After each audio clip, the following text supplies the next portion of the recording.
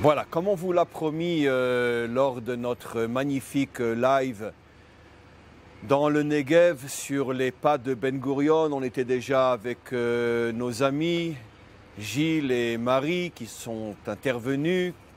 On a déjà eu l'occasion de se rendre compte on peut dire, de leur approche, de leur sagesse. Et d'ailleurs, je tenais aussi ouvertement à remercier à nouveau Marie pour la petite remarque qu'elle a écrite en dessous, parmi les très nombreux commentaires sur le poème que j'ai envoyé sur mon Facebook concernant Yom HaZikaron. Vous avez marqué quelque chose, je n'ai pas envie de dire quoi, que les gens aillent voir, mais qui est tellement, on pourrait dire, emblématique de ce mélange qui vous est propre, à la fois la simplicité, l'authenticité et la profondeur. Et vraiment une remarque très très intéressante sur le lien entre l'armée d'Israël et la nation d'Israël. En tous les cas, c'est un grand plaisir d'être avec vous. On ne dispose pas énormément de temps. On a commencé un peu plus tard que prévu. On va dire 40 minutes. C'est moi qui vais dépasser un petit peu le temps qui m'est octroyé. J'arriverai un petit peu en retard à mon rendez-vous. Il est maintenant la demi-boule. On va essayer vraiment à 40. Il faut que tout soit fini. À 10, il faut que tout soit fini dans 40 minutes. Et on va essayer de traiter, Gilles et Marie, un ensemble de questions que bien évidemment je tiens à prévenir le public que nous ne pourrons pas approfondir parce que chacune des questions nécessiterait des heures et des heures d'approfondissement. Et c'est clair que vous en êtes tout à fait capable puisque, entre autres, Gilles, vous êtes l'auteur de nombreux livres qui traitent d'une manière très très profonde des problèmes actuels. Le dernier que vous avez écrit, Géopolitique de la conspiration contre les peuples. J'ai eu l'occasion d'entendre un résumé de ce livre dans la voiture lorsque nous descendions dans le Negev dimanche. J'avoue une approche tout à fait nouvelle qui contredisait d'ailleurs ma manière de voir les choses sur l'Occident et sa dégringolade. Je voyais moi d'autres raisons et je pense que c'est vous qui avez raison dans la manière dont vous avez exposé les choses et tel que vous exposez dans ce livre-là. D'ailleurs, on va en reparler aujourd'hui. Et bref, on va essayer en 40 minutes de faire le tour de pas mal de questions d'actualité. Les questions seront précises, il faut que les réponses soient aussi concises mais profondes malgré tout, de manière à ce qu'on puisse traiter un certain nombre de sujets et tous les auditeurs comprendront que c'est faute de temps que nous ne pouvons pas approfondir exagérément ces notions. Alors la première question que je vous adresse, Gilles, Marie, c'est la suivante. Pas sur la scène géopolitique, une question qui m'est peut-être plus personnelle par rapport à mon travail. Vous savez que depuis de nombreuses années, nombreuses non, on va dire depuis 4-5 ans, avec des hauts et des bas, même avec une période d'interruption presque de 2 ans, parce que je ne savais plus trop où j'en étais. J'ai commencé par la force des choses à m'occuper de dispenser la Torah aux non-juifs.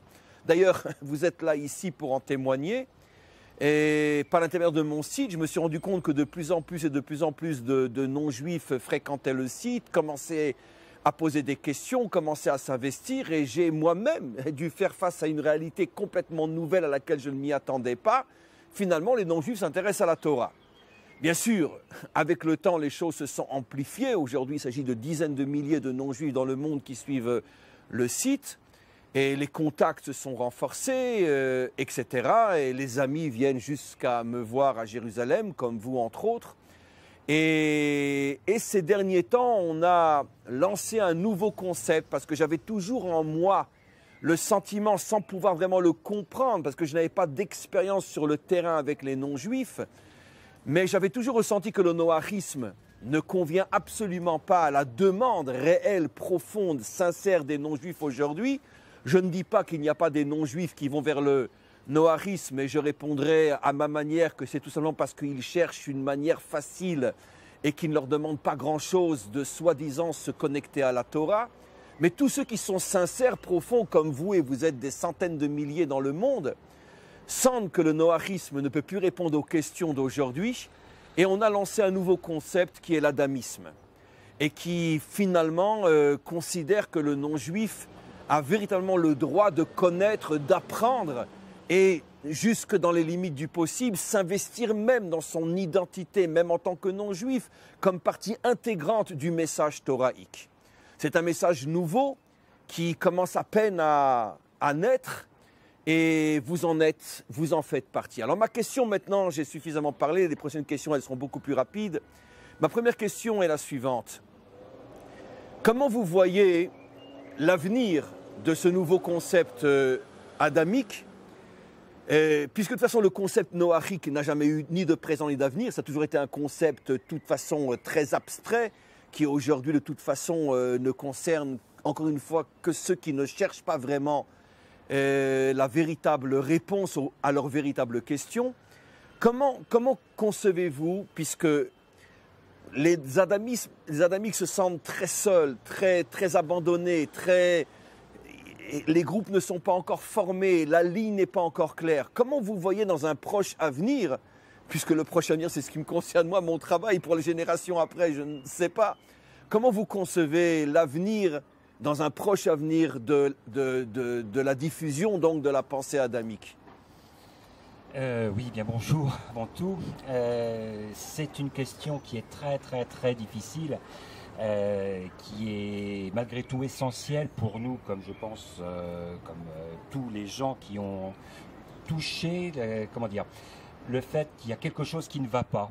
Il y a une forme de rejet de ce qu'on nous a enseigné, de la culture dans laquelle on a baigné, parce que quelque chose ne convient pas, mais malheureusement, ou je dirais en contrepartie, c'est quelque chose qui fait partie de nous, et on ne peut pas se déchirer soi-même. On ne peut pas, on a eu une culture chrétienne qui est soi-disant judéo-chrétienne, et comme quelque chose ne va pas, on va chercher dans les sources pour avoir des réponses, essayer de trouver le pourquoi, dit le comment. Donc on va trouver quel est le problème pour pouvoir corriger. Donc la façon dont on voit l'avenir, ensuite je crois que c'est pour le moment des questions chaque fois individuelles. J'ai ma propre intuition, parce qu'il n'y a pas de vérité. Je dirais que quelle est la chose essentielle qui, à votre avis, manque pour avancer le projet de la diffusion de la Torah au sein des non-juifs? Manquerait-il quelque chose? Peut-on envisager que l'enseignement suffit, ou il faudrait des structures, il faudrait quelque chose? Il faudra des structures, mais la grande difficulté par rapport à notre vécu, c'est d'avoir un dénominateur commun entre tous les, disons, adamiques non-juifs, bien sûr. La grande difficulté est là, puisque c'est une question de logique. Pour ma part, j'entends que les adamiques, ça correspondrait à 70 nations, ce qui signifie en toute logique que ce n'est pas une seule nation. Ce n'est pas que les francophones, c'est évident. Non, mais une nation, qu'est-ce qu'une nation? Ensuite, il y en a différentes. Donc en fait, je suis un adamique, un autre est un adamique, mais quel est le lien entre nous? Je pense que c'est ça qu'il faut arriver à définir. Et l'avenir, à mon avis, c'est à travers une morale nouvelle qui se libère de la charge culturelle qui nous a un petit peu plombés. Donc c'est arriver à diffuser, à intégrer et adhérer. La notion d'adhésion me semble très importante à des valeurs qui soient cadrées sur quelque chose de concret. Donc c'est une sorte de charte de la morale adamique. Bon, j'aime pas le mot, c'est du français, mais quelque chose à définir. Ou plutôt une sorte de charte de l'identité adamique. Là c'est déjà mieux dit. Oui, certainement. Et arriver à retrouver cette identité adamique. Il faut la retrouver, il faut la construire. Ce que je pense individuellement, moi personnellement, c'est que nous en sommes au point où était Abraham. Abraham avant d'être appelé Abraham. Oui, voilà. À ses débuts. Abraham. Il était dicté, je suis un petit peu au court, par ce qui forme l'absolu, l'extrémisme. Ce qui correspond à l'identité occidentale aujourd'hui. Alors sachez que justement sur ce point, après on va passer à une autre question, et de ce que je sais moi, de mon expérience sur le terrain, donc dans ma confrontation avec mes très nombreux élèves non-juifs qui se réclament de l'identité adamique, c'est qu'il y a une grande discussion au sein des non-juifs. Certains pensent que pour l'instant, dans la mesure où pendant des millénaires, les non-juifs n'ont jamais entendu parler de la Torah sérieusement, à part pour la critiquer ou la diaboliser. On est dans la phase qui va durer peut-être encore des années, où les non-juifs ont besoin uniquement d'entendre et d'apprendre. Et les structures, hors de question pour l'instant, on ne met pas la charrue avant le bœuf. Et d'autres disent non, c'est sûr que pour l'instant on a besoin d'entendre et d'apprendre, mais on a besoin de structures, on a besoin de communautés, on a besoin de lieux où se rassembler, où se retrouver, etc. Et ce sont deux avis qui s'opposent l'un à l'autre. Et je ne dis pas quel est mon point de vue. Quel est votre point de vue, vous? Est-ce que vous pensez qu'il est trop tôt pour parler de structure et qu'effectivement on est encore dans la phase d'apprendre, ou bien peut-être des structures seraient importantes dès aujourd'hui? De mon point de vue, je pense qu'il y aura besoin de structures, mais pas n'importe quelle structure. Il faut qu'elle soit suffisamment forte et qu'elle permette justement l'adhésion. Mais bon, je pense que Marie aura peut-être un autre point de vue et je propose de lui laisser la parole. Je pense qu'il y a une nécessité de travailler les choses au quotidien. Au quotidien, c'est vrai que le peuple juif a toutes ces mitzvot, toutes ces tâches à réaliser pour se conformer à la Torah, qui représente, je crois que vous aviez dit, 80% du quotidien à peu près. Presque 100%, sans exagérer, sincèrement. Et, même quand je prends un verre d'eau, je dois me souvenir que le bon Dieu il existe. Et faire une bracha avant. On me laisse pas tranquille. C'est sûr, c'est sûr. Et nous, en dehors de vos cours, pour le moment, on n'a rien du tout. Et ce qui manque, ce sont effectivement des structures. Alors, structures d'accueil, on ne sait pas sous quelle forme, on ne sait pas encore, mais quelque chose qui puisse garantir... Accompagner votre vécu, pas seulement l'étude. Voilà, et pas seulement l'étude. C'est la question fondamentale sur laquelle reviennent tous les non-juifs, adamiques ou noachiques, peu importe. Oui. Vous les juifs, vous sentez le bon Dieu avec vous du matin au soir. Nous, quand on était chrétiens, c'était éventuellement le dimanche et les fêtes, mais personne chez nous le sent tous les jours. Et si maintenant on abandonne le christianisme, alors on ne le sent plus du tout, on n'a même plus le dimanche pour aller à l'église. Exactement.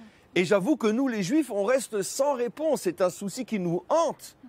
Où est la solution? Comment faire pour que le non-juif puisse se sentir accompagné par une présence spirituelle comme nous le sommes, ou même si ce n'est pas 100%, 20%, 15%, il n'y a même pas ces 20% aujourd'hui. Exactement.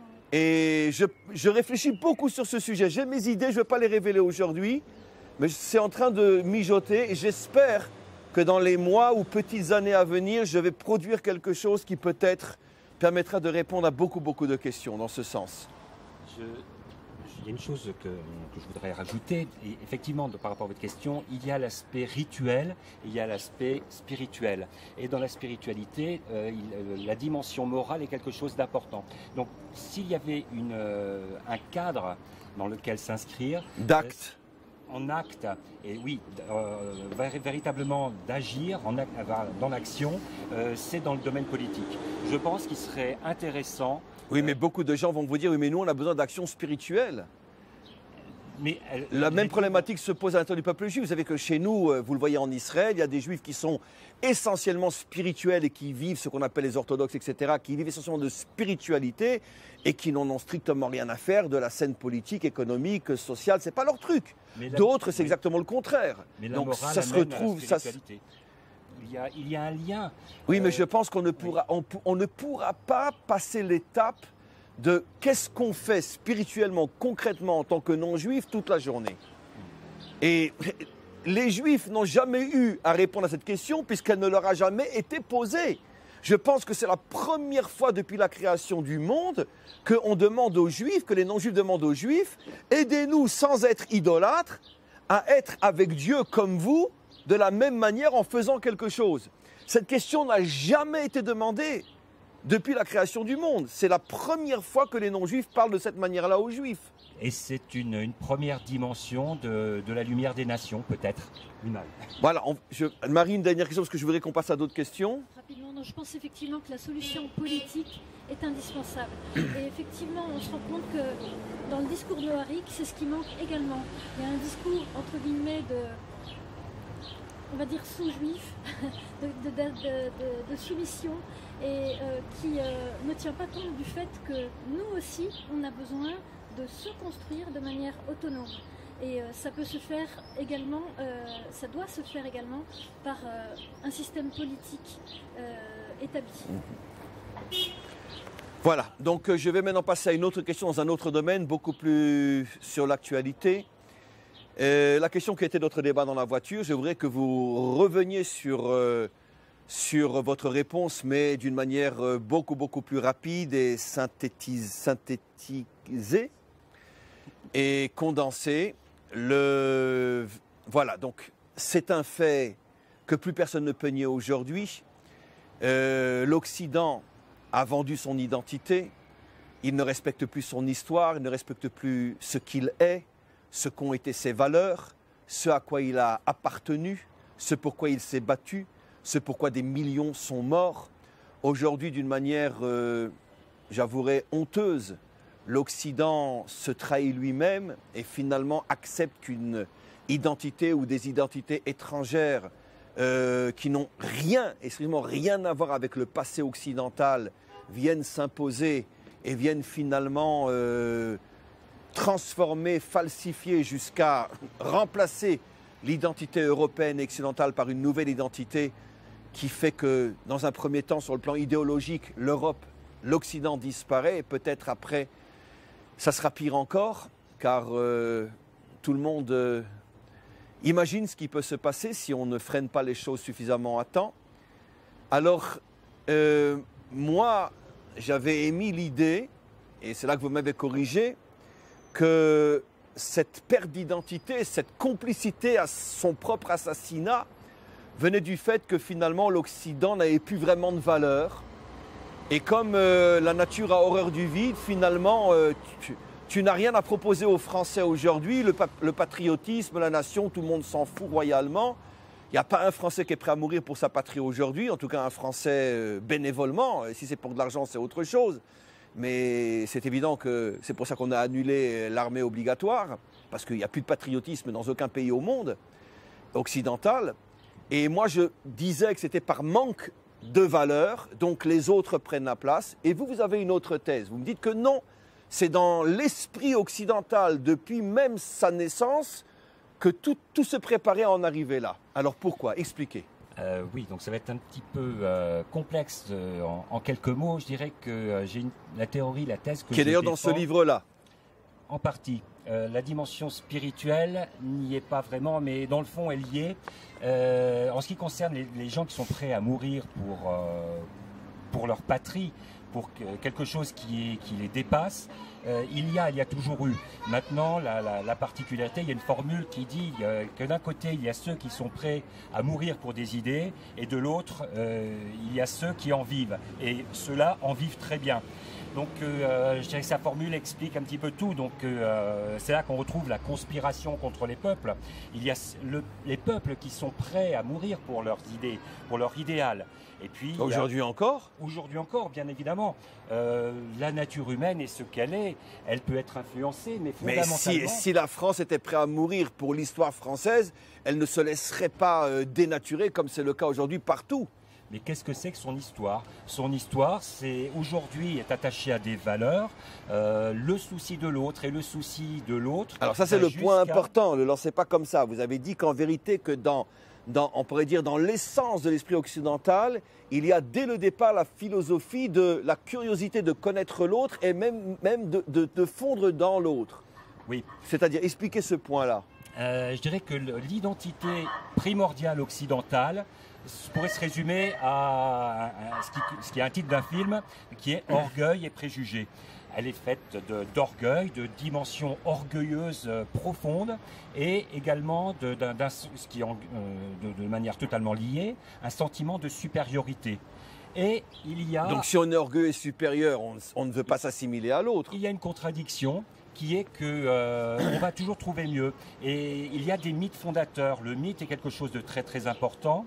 Dans la culture occidentale et chrétienne, il y a un personnage qui s'appelle Philon, qui était un juif d'Alexandrie.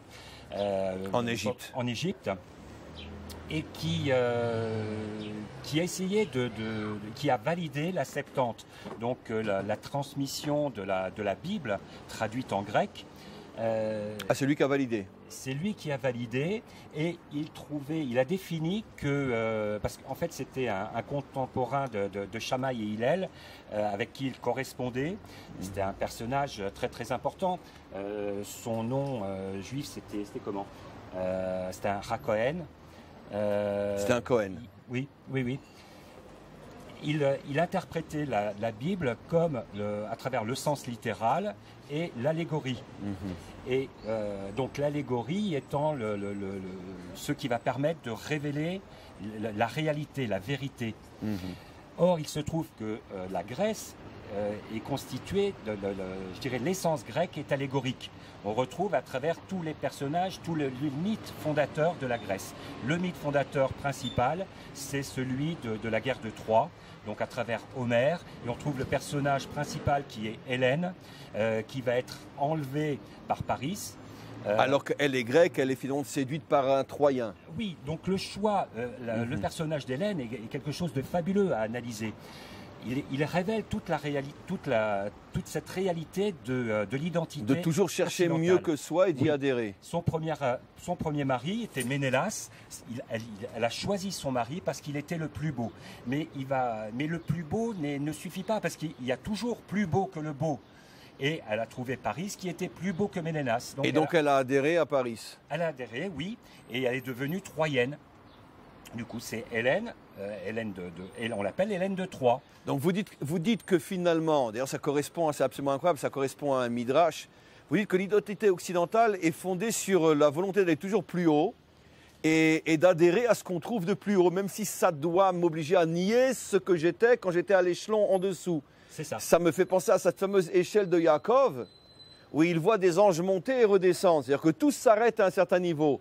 Mais nos maîtres expliquent dans la Torah orale que quand il a vu l'ange de Édom, le monde occidental, monter, lui, il ne redescendait plus. Oui. Il est monté jusque... À ce moment-là, c'est Hachem qui lui dit, les autres sont redescendus d'eux-mêmes, toi tu refuses de redescendre, c'est moi qui te ferai redescendre. D'après ce que vous dites, j'y ai jamais pensé de cette manière-là, ça veut dire qu'il y a dans la nature ou la culture occidentale cette volonté d'être toujours en vérité celui qui est le meilleur, mais ça va m'obliger finalement à changer constamment d'identité parce que je vais toujours trouver quelque chose de meilleur que moi. Donc tout ce que j'ai dit moi, que finalement l'Occident se trahit en abandonnant son histoire et son identité, c'est pas juste en vérité. La vérité, c'est qu'il continue à être ce qu'il a toujours été, d'aller vers le plus fort. Et aujourd'hui, il voit le plus fort ailleurs que dans lui-même. Mais ça ne contredisait absolument pas votre point de vue initial.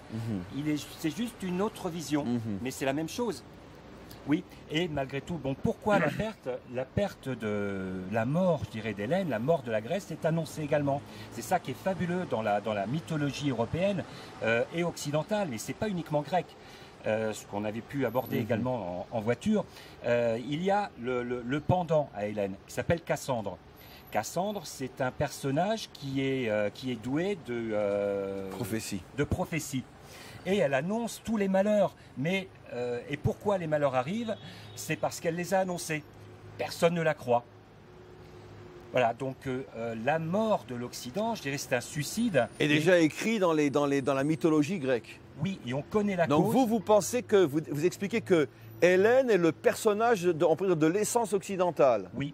Oui, et qui va toujours vers le plus beau, quitte à trahir ce qu'elle a été jusqu'à aujourd'hui. Oui. Elle était grecque, elle devient troyenne parce qu'elle a trouvé chez les Troyens plus beau que chez les Grecs. C'est ça, exactement. C'est très très fort. Et donc l'annonce est connue et on connaît également elle est connue donc des Troyens. Les Troyens savent ils le savent en leur fond intérieur, mais ils ne veulent pas y croire.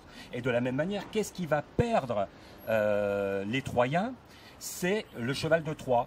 Donc les Grecs rentrent par ruse, et c'est quoi? C'est l'accueil de l'étranger. Et c'est systématique. Eux aussi, ils accueillent l'étranger, ils se font avoir. Oui. Parce que les Troyens sont également des Occidentaux. Donc si on devait conclure cette question pour passer à la suivante, on pourrait dire, avec toutes les nuances qu'il faut apporter si on exploitait le sujet à fond et sérieusement, mais dans le cadre de cette intervention, que finalement, cette attirance irrationnelle qu'a l'Occident pour une nouvelle culture, une nouvelle religion, des gens venus d'un autre monde et à qui on facilite à ce point l'entrée en Occident en sachant quel sera le prix à payer et le prix qui est déjà lourdement payé, c'est parce que quelque part, peut-être que l'Occident est attiré par une nouvelle approche, peut-être de force, de détermination, de savoir qui on est, où on va, qui on sert, alors que ces valeurs-là ont été perdues de l'Occident.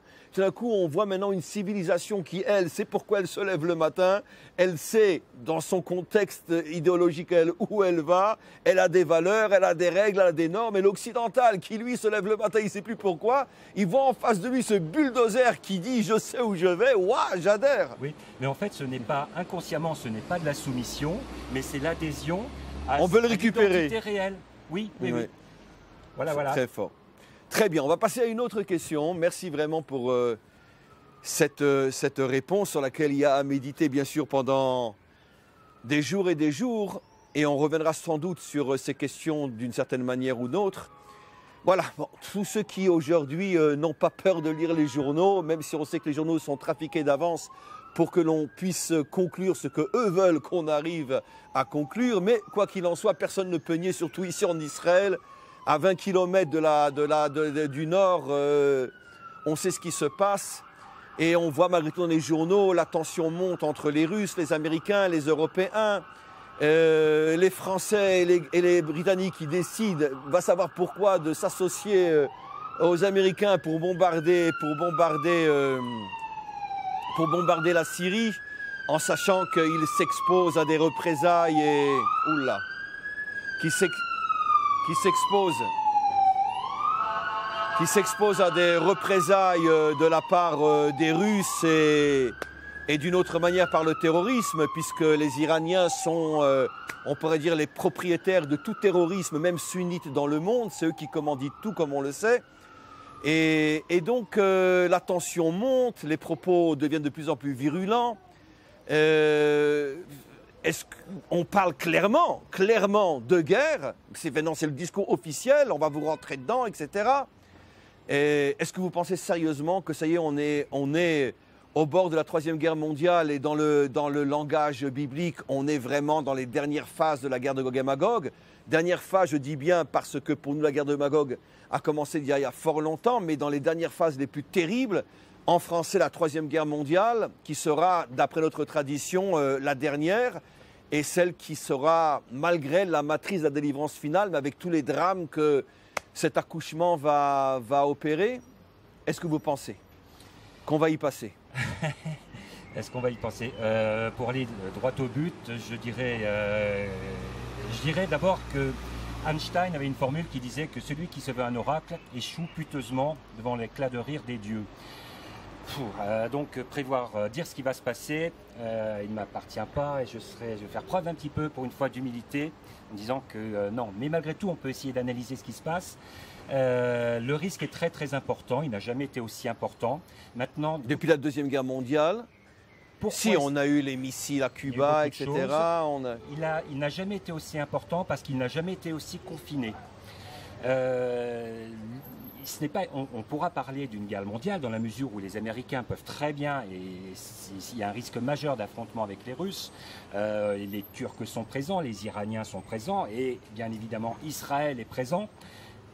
Et c'est sur un tout petit territoire. S'il y a un affrontement entre les Russes et les Américains, ça se passera en Syrie, ça se passera au Moyen-Orient.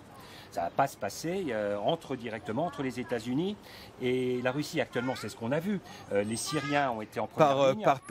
Par pays interposé. Oui, il n'y a aucun Américain, aucun Russe n'a été officiellement touché par les bombardements, par ce qui s'est passé actuellement. On pose ces pions. Mais les Iraniens, oui, jusqu'à présent... Jusqu'à présent, même quand Israël bombardait... Ah non, la dernière attaque d'Israël a touché de véritables Iraniens. Oui. Jusqu'à présent, c'était la milice iranienne qui était touchée, qui était peut-être des Syriens ou peu importe. C'est la première fois qu'Israël a attaqué des responsables haut gradés iraniens, 14. Oui. Donc la tension monte malgré tout. Oui, c'est l'annonce qui a été faite par l'état-major israélien. C'est la première fois qu'il y avait un affrontement direct. On touche directement des Iraniens. Mais bon, l'Iran pourrait être le grand dindon de la farce. Ce qui se passe, c'est une partie d'échec. C'est une partie d'échec. Du point de vue américain, toute la stratégie américaine est fondée sur le principe du grand échiquier. C'est Brzezinski, depuis 30 ans qu'il a instauré.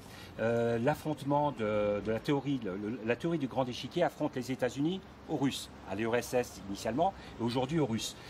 Mais bon, les Russes sont des grands joueurs d'échecs. Donc la partie est loin d'être Et gagnée. aujourd'hui, Poutine est un vrai leader. C'est un vrai leader, mais bon, à ce niveau-là, il n'y a pas trop de changements. Trump est un vrai leader également. C'est une partie d'échec. Il joue avec des pions, mais il faut bien avoir en tête que chacun joue en fonction de ses intérêts. Les intérêts russes ne sont pas les intérêts iraniens, ne sont pas les intérêts syriens. Il y a une dimension globale, il y a une dimension locale. Maintenant, et par contre, le risque majeur, c'est oui, il peut y avoir Un dérapage. il peut y avoir un dérapage à tout moment, et c'est surtout localement. Et ceux qui risquent le plus, c'est Israël. Parce que... À vision humaine. À vision humaine. Et, Bah oui, parce que c'est un trop petit territoire. c'est un trop petit territoire, c'est très très délicat. Donc c'est là que je veux dire, on ne peut pas trop prophétiser à notre niveau, enfin tout au moins pas moi, mais le risque est majeur. Mais de toute façon, le risque d'un conflit, je dirais, Gog et Magog mondial avec une extermination totale, ça peut arriver, mais ce n'est pas dessiné immédiatement. Pour le moment, on en est... Parce que de toute façon, oui, parce que ce que vous dites, logiquement, est juste. Puisque quel pourrait être l'intérêt des nations d'avoir un véritable conflit nucléaire? Et personne ne restera de toute façon. Et même les riches et les dirigeants qui ont déjà construit leur souterrain, etc., comme on le sait, avec des provisions pour plusieurs dizaines d'années, de toute façon, ils vont pas accepter de vivre comme des rats pendant 20 ou 30 ans. Il faudra, pour purifier l'air du monde, après une guerre nucléaire, il faudra peut-être 50 ans. Oui, mais bon, il y a eu le principe de la dissuasion, c'est ce qu'il a fondé. Mais en vérité, on peut se rendre compte que tous les conflits sont générés de manière irrationnelle. Ce n'est pas la raison. Même la Deuxième Guerre mondiale, même la Première, personne au départ n'avait voulu qu'il y ait 20 Je vous arrête pour cette phrase tout à fait extraordinaire que vous venez en français. Je vais vous l'appuyer en hébreu. Vous savez qu'il y a un verset qui dit « Hachem ish milchama ». Hachem, c'est lui l'homme de guerre. Et tous les commentaires se posent la question en disant, mais ça veut dire quoi? C'est Dieu qui fait les guerres, c'est les méchants qui font les guerres. Et 80 ou 100% des guerres, c'est des intérêts politiques, territoriaux, pouvoir, etc. C'est pas Dieu qui fait les guerres. Et l'une des réponses, c'est ce que vous dites. Évidemment que toutes les causes d'une guerre n'ont rien à voir avec Dieu. Mais le déclenchement, ce petit dérapage qui fait que plus personne ne sait comment ça a vraiment commencé, c'est quand le bon Dieu en a marre, il s'arrange pour mettre une peau de banane, et ce qui fait que le déclenchement du conflit, il vient véritablement d'une force qui est surnaturelle. Et on l'a toujours vu. Oui. Je préciserai d'ailleurs, on caractérise souvent l'Empire romain antique de la civilisation de la guerre, parce que c'était une civilisation très guerrière. Il est intéressant de voir que Mars, le dieu de la guerre, était la seule représentation absente des dieux grecs. Il n'y a pas un temple de Mars à Rome. Il y en a eu un ultérieurement, mais c'était le Mars vengeur. C'était par rapport à la guerre civile. Il n'y a pas eu de temple grec dédié à la guerre. Alors que on dit toujours que qu'est-ce qui représente Rome? Ce sont les légions. Non, c'était la légion servait la paix, c'est la défense. Une armée sert à la paix. Donc la conclusion de ce que l'on dit, de ce que vous dites, c'est que finalement on peut à vision humaine malheureusement imaginer une amplification de plus en plus dangereuse des conflits par peuples interposés, mais un conflit réel entre les grandes puissances à vision humaine ne semble pas très réaliste pour l'instant. Je pense. Maintenant, ça peut toujours déraper. On le voit, Israël maintient bien et contient bien le Hamas à Gaza. Il est clair, de toute façon on le sait, ça a été annoncé que l'opération de la Grande Marche de retour était organisée par l'Iran de manière à focaliser Israël sur le sud et que le Hezbollah et voire directement l'Iran puisse attaquer au nord. Mais bon, c'est bien maintenu, c'est contenu et pour le moment, je dirais tout va bien. Absolument. C'est intéressant ce que vous dites, sans rentrer trop dans les détails. Justement, au moment où il y a eu ces affrontements dans le sud, énormément, si pas la majorité des soldats ont été envoyés dans le nord. Bien sûr, oui. Et on s'est tous posé la question, mais pourquoi vous partez dans le nord puisque le problème est dans le sud? les soldats eux-mêmes ne savaient pas. Mais il semblerait que les généraux ont compris ce que vous êtes en train de dire. C'est que finalement, on voulait faire la tension dans le sud, et finalement, l'État d'Israël a bien compris que s'il y a un risque, ça serait dans le nord, et toutes les armées sont parties dans le nord, et il ne s'est rien passé. Absolument. Voilà. Il faut bien voir qu'Israël, c'est un tout petit pays, il y a 50 km de large, et ça ne maintient, d'un point de vue géologique, c'est le Golan qui maintient la sûreté d'Israël. La dernière question est une question bien sûr d'une ampleur utopique, c'est presque honteux de la poser, mais malgré tout on la pose quand même. Vous imaginez, et si oui comment, une véritable réconciliation entre Israël et les nations? Je parle maintenant des dirigeants, je ne parle pas de la population, qui on sait depuis de plus en plus ouvre les yeux et se rend compte qu'elle est bernée par leurs dirigeants, les médias, etc. et que Israël n'est pas le monstre qu'on essaye de lui montrer. Mais en tout cas, au niveau de la scène internationale, Israël est aujourd'hui le bouc émissaire, donc forcément diabolisé et le responsable de tout. Est-ce que vous pensez, et si oui, comment, fais-moi un retour de situation où les nations se rendront compte finalement que peut-être celui qui devrait être leur principal allié pour les protéger de leur propre disparition devrait être Israël? Est-ce que vous imaginez qu'un tel retournement est possible? Dans l'immédiat, je ne pense pas. Ça c'est un petit peu c'est totalement même le thème de ce livre disons qu'il y a les peuples. Et puis, il y a une grande conspiration contre les peuples. Qui dit conspiration contre les peuples signifie universalisme. Il n'y a plus d'identité nationale, il y a un grand mondialisme. C'est ça l'universalisme. Et c'est ça qui dicte un petit peu la politique des dirigeants. Donc, au niveau des dirigeants, ça semble peu probable. Pourquoi? Parce que Israël représente, et c'est en ça que c'est un modèle, et ça devrait être la lumière des nations, c'est que c'est une nation qui n'a aucune agressivité envers les autres, mais qui existe par elle-même et ne se font pas dans l'universalisme. Il y a une unité peut-être, oui, mais avec chacun... il y a une tendance en Israël qui est la gauche israélienne, avec toutes les nuances qu'il faut apporter, qui essaye justement d'introduire le mondialisme en Israël. Oui. C'est la 5e colonne à l'intérieur de notre propre pays, comme on le sait. Je n'inclus pas tous les gens de gauche, qu'à Dieu ne plaise, mais en tous les cas, l'extrême gauche, comme Meretz, etc., sont le fer de lance du mondialisme en Israël. Donc on a, nous, ce danger aussi chez nous. Il y a une spécificité israélienne qui est du danger permanent, imminent, qui fait que... pourquoi la gauche n'est pas au pouvoir en Israël? Traditionnellement, je dirais culturellement, Israël devrait être de gauche. Mais c'est pas possible. Pourquoi? Parce que le danger est trop présent. L'ennemi entoure Israël. C'est le danger qui nous sauve. Oui. Soit que Israël, le seul pays qui peut dire dans notre histoire, c'est toujours le danger qui nous a sauvés. Je pense. Marie? Non, bien... Bon, voilà. Alors, voilà. Bon, écoutez, je pense que c'était court, mais c'était très dense, c'était très intense, c'était très profond. Et je vais quand même l'annoncer. J'espère qu'on va se revoir d'ici quelques mois pour une conférence ici en Israël devant un public francophone. On va préparer cette conférence ensemble. On va décider où on le fera. Sans doute dans le centre du pays avec un live. Shmuel sera là et toujours présent. Et ce qui permettra à des milliers, des dizaines de milliers de juifs et de non-juifs partout dans le monde de se brancher à cette conférence en direct. Donc on aura peut-être 100 ou 150 personnes sur place, mais on aura des dizaines de milliers de par le monde, ne parlons pas du différé.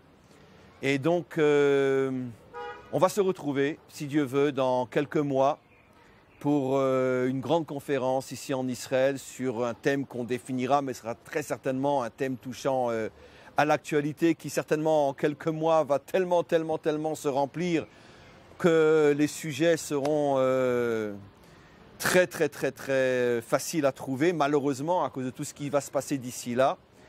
Et en attendant, Marie et Gilles, merci d'être à nos côtés. Merci très sincèrement de faire partie de ces non-juifs qui représentent finalement l'espoir du renouveau, l'espoir de cette fin d'exil, l'espoir de cette méchanceté irrationnelle cultivée à l'égard d'Israël et des Juifs, et que vous êtes parmi les pionniers, bien qu'ils sont déjà aujourd'hui, je ne parle que pour les francophones, des dizaines de milliers, mais vous faites malgré tout partie de ces pionniers qui ont compris qu'il y avait énormément à recevoir et à donner aussi au peuple juif, et qu'on devait marcher ensemble. Votre présence nous renforce, comme je pense que nous vous renforçons aussi, et que votre exemple soit suivi par des milliers et des milliers d'autres, parce que notre petit microcosme aujourd'hui est peut-être la chose la plus forte au niveau de la conviction que nous avons, que nous sommes véritablement dans les temps de la délivrance, et que Dieu fasse que ce soit notre génération qui puisse voir non seulement le commencement, mais aussi la réalisation de cette délivrance. Merci à vous et à tous ceux qui, comme vous, sont à nos côtés, et à très très bientôt. C'est pour tout un honneur. Oui, merci beaucoup.